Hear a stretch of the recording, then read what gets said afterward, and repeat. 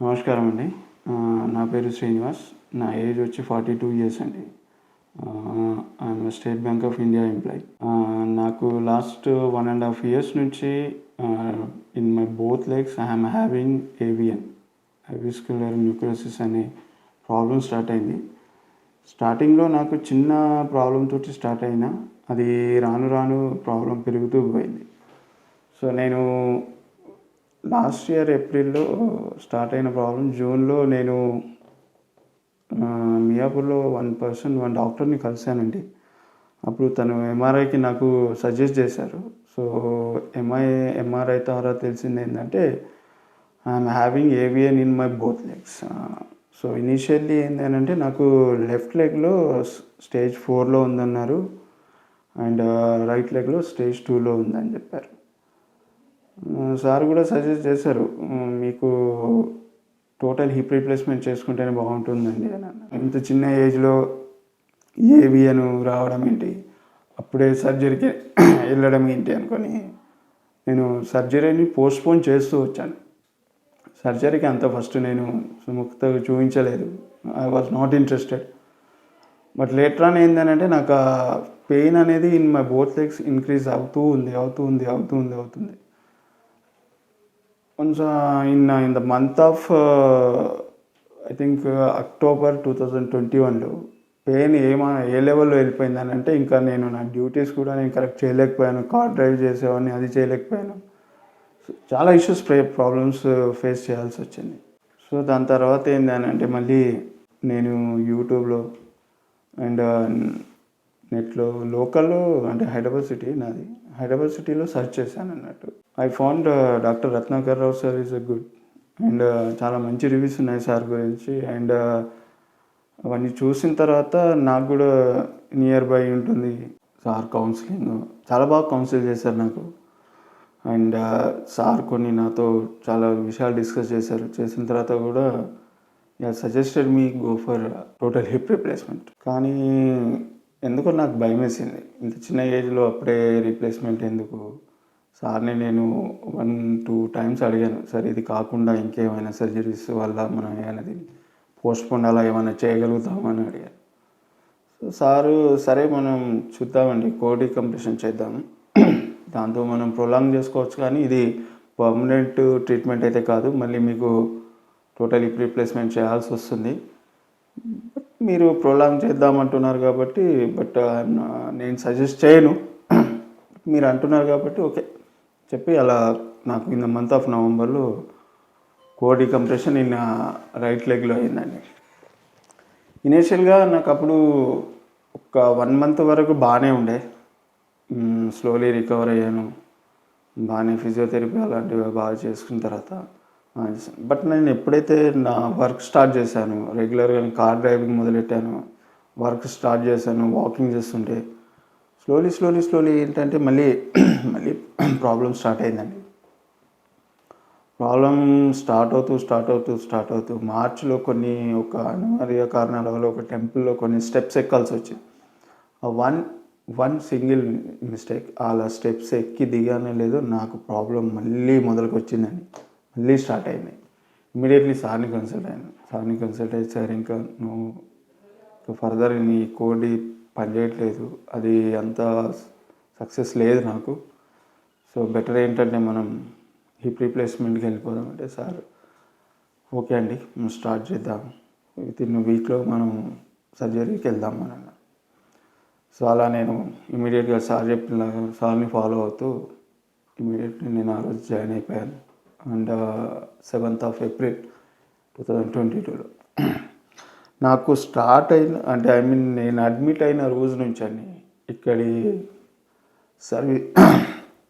Service కానీ, hospital staff కానీ, plus doctor గారు కానీ నాకు ఎంత బాగా కోఆపరేట్ చేశారని అంటే నేను భయం వేసింది. నాకు స్టార్టింగ్లో నాకు కోడి కంప్రెషన్ అప్పుడు చాలా భయపడ్డాను సర్జరీ, ఎందుకంటే నేను చిన్నప్పటి నుంచి కూడా నాకు ఒక ఆల్మోస్ట్ నా బీటెక్ అయిపోయిన జాబ్ చేసేవరకు సింగిల్ ఇంజెక్షన్ తెలీదు, అలాంటిది నాకు సర్జరీ అనగానే భయం వేసింది.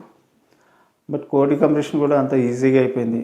అప్పుడు కూడా నాకు భయంతో పెద్దగా ఏం భయం లేదు. తర్వాత ఇది సెకండ్ సర్జరీ, ఆఫ్కోర్స్ అంత భయం లేదు, బట్ స్టిల్ అది చిన్న సర్జరీ, ఇది చాలా పెద్ద సర్జరీ అని భయపడ్డాను. కానీ నమ్మండి, వితిన్ 4 అవర్స్లో నాకు తెలియకుండానే ఎంత బాగా సర్జరీ అయిందని అంటే ఐ ఫెల్ట్ వెరీ హ్యాపీ. ఆ తర్వాత ఒక 2 to 3 డేస్ ఉన్నాను అనుకున్నానండి హాస్పిటల్లో, 3 to 4 డేస్ మ్యాక్సిమం. హాస్పిటాలిటీ కానీ, ఇక్కడ స్టాఫ్ కానీ, వాళ్ళ సర్వీస్ కానీ, స్టాఫ్ నర్సెస్ కానీ, వార్డ్ బాయ్స్ కానీ, డాక్టర్స్ గారు కానీ, వాళ్ళ విజిట్స్ కానీ, నా క్యూరీస్ వాళ్ళు అటెండ్ అవ్వడము, నా doubts time to time clear చేయడం.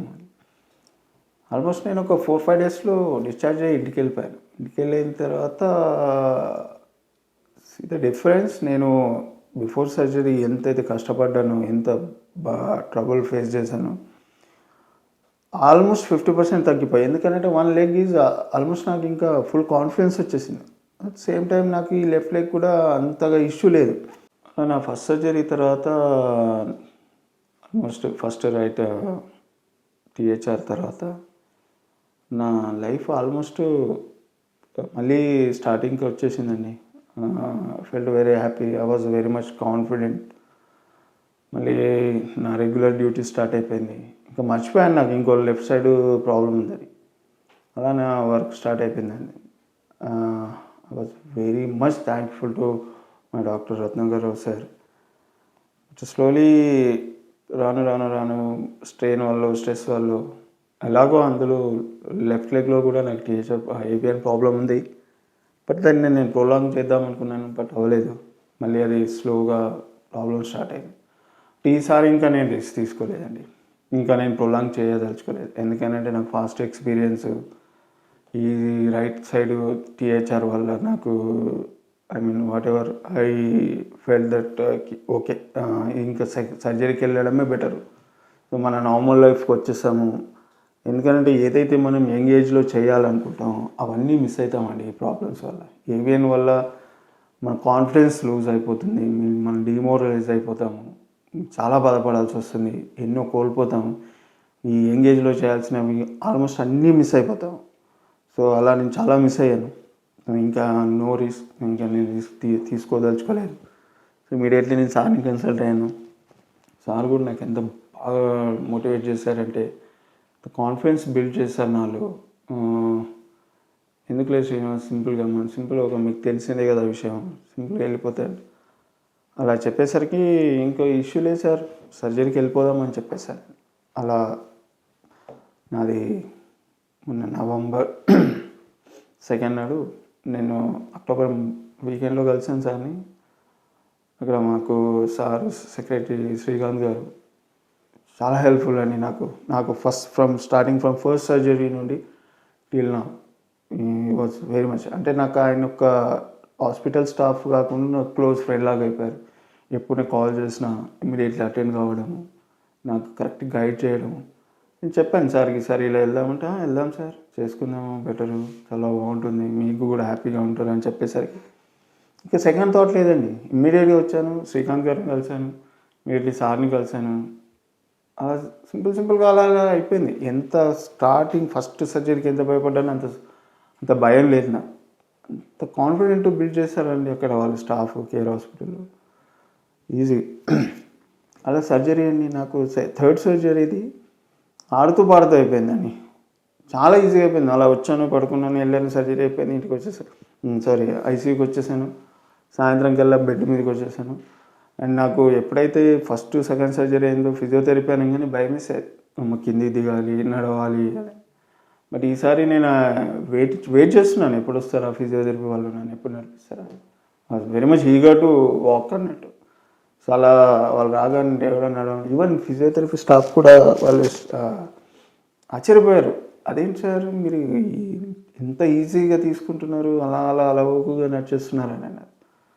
అలవాటు అయిపోయింది మేడం అని చెప్పాను నేను. సో అలా ఈజీగా వితిన్ 2 డేస్లో నాకు డిశ్చార్జ్ అయిపోయాను, ఇంటికి వచ్చేసాను. వితిన్ 1 వీక్లో ఎప్పుడైతే స్టిచెస్ రిమూవల్కి వచ్చాను, ఫస్ట్ సెకండ్ అప్పుడు వాకర్లో కానీ వీల్ చైర్లో వచ్చేది, ఇప్పుడు నడుస్తూ వచ్చేసాను. ఇదంతా because of Ratnakar sir, care hospital, వీళ్ళ స్టాఫ్, వీళ్ళ మోటివేషను, వీళ్ళ సపోర్టు, ఇవన్నీ యాడ్ ఆన్ అండి నాకు. And I very much thankful to doctor Ratnakar sir, particular Srikanth sir and care hospital staff వీళ్ళందరికీ. సో నా చిన్న సజెషన్ ఏంటి అంటే మీరు ఎవరైనా ఏవియన్ నుంచి సఫర్ అవుతుంటే సెకండ్ థాట్ ఆలోచించకండి ఇమీడియట్. ఇది తప్పేది కాదండి, ఇది డెఫినెట్లీగా ఇది చేయించుకోవాల్సిందే. అదర్వైజ్ మీరు లైఫ్లో కోల్పోవాల్సినవి చాలా కోల్పోతారు, మీరు చేయాల్సినవి చాలా కోల్పోతారు. సో నా బెస్ట్ సజెషన్ ఏంటంటే లేట్ చేయకండి, ఇమీడియట్లీ సార్ని కన్సల్ట్ అవ్వండి, శ్రీకాంత్ గారిని కన్సల్ట్ అవ్వండి. చాలా సర్వీస్ బాగుంటుంది. మీరు యూ నెవర్ ఎక్స్పెక్ట్ దట్ ఇంత బాగుంటుందా అని అనుకుంటారు. దాని తర్వాత మీ లైఫ్ అని హ్యాపీగా ఉంటుంది. This is my personal and ఇది నా best advice. So thank you very much.